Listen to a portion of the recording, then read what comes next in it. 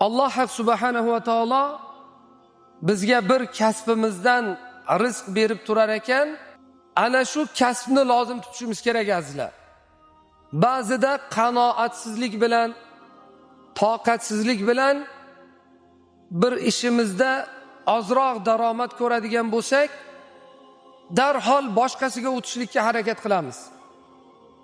Afsuski bugungi kunda insoniyatni orzu havaslari juda oshib ketdi. Ana shu baland orzu havaslarga tezda erishishni xohlaydigan bo'lib qoldik. Bir pasda boy bo'lib qolsak, bir pasda hamma orzularimiz ushalsa, mana shuni natijasida ko'pchilik o'zini qilib turgan kasbidan voz kechishlik darajasiga boryapti.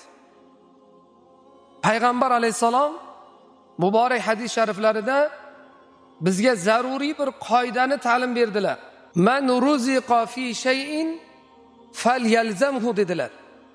Qarang, man ruziqa fi shay'in falyalzamhu. Kimni Alloh taolo bir kasbdan rizqlantirib turgan bo'lsa, o'shani lozim tutsin dedilar. O'sha kasbini qo'ymasin, shuni mahkam tutsin dedilar.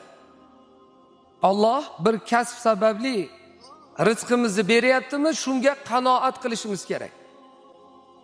Shu kasbni halol, ixlos bilan ado etsak, albatta Alloh taolo shunda baraka beradi azizlar.